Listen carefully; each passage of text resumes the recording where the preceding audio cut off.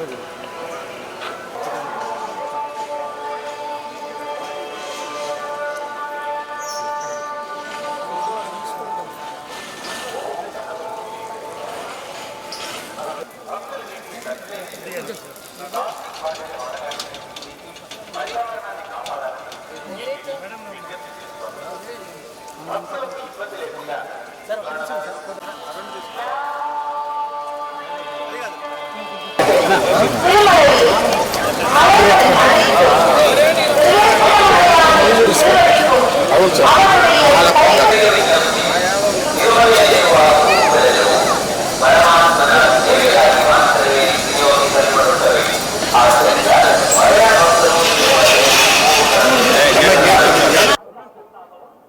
నమస్కారం.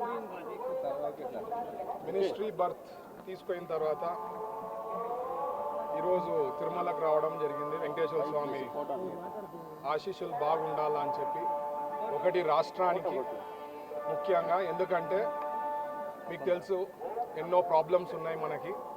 సో మా సార్ చంద్రబాబు గారు సెంట్రల్ గవర్నమెంట్కి ఏమైతే అడుగుతారో అవన్నీ కూడా నెరవేరాలని నేను మొక్కడం జరిగింది.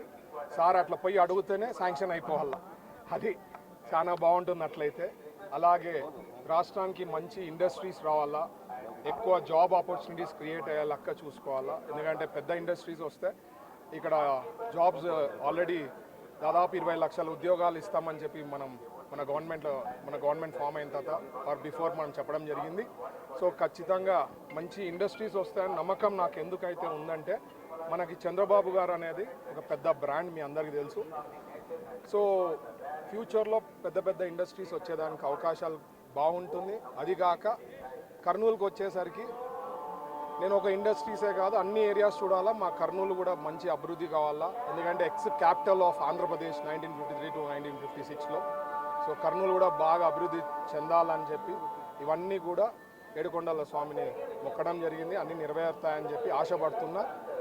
త్వరలో మనకు హైకోర్టు బెంచ్ కూడా జీవో వస్తుందని చెప్పి చంద్రబాబు గారు లాస్ట్ టైం చెప్పడం జరిగింది. సో ఇట్లాంటివి ఎన్నో మంచి కార్యక్రమాలు చేస్తాము. ఇంకా 100 డేస్ కూడా కాలే. మీరు చూస్తే ఎంత ఇండస్ట్రియల్ ఫ్రెండ్లీ మా చీఫ్ మినిస్టర్ అనేది మీ అందరూ చూసింటారు. అంతకుముందు మెడ్ సిటీ వైజాగ్లో పోవడం, నిన్న శ్రీ సిటీకి పోవడం, ఇండస్ట్రియలిస్టులు అందరూ కూడా పరుగెత్తులు పెట్టి సార్ని అపాయింట్మెంట్స్ అడగడం జరుగుతోంది. అంటే ఆయన ఒక క్రియేట్ చేశారు హిస్టరీ. ఎవరికి నచ్చినా నచ్చకపోయినా హైదరాబాద్ ఈరోజు రూపురేఖలు మారిందంటే ఒక చంద్రబాబు గారి వేసిన విత్తనం ఈరోజు ఎక్కడికో వెళ్ళిపోయింది హైదరాబాద్ అనేది. సో అట్లా మన అమరావతి కూడా బాగా డెవలప్ కావాలా, అంత బాగుండాలా, వర్షాలు పడాలా, ఇప్పుడు ఎట్లయితే మనకు నదులంతా నీళ్ళతో నిండి బాగుందో అగ్రికల్చర్ బాగా జరగాల. సో ఇవన్నీ కూడా బాగా అవుతుందని మొక్కడం జరిగిందండి.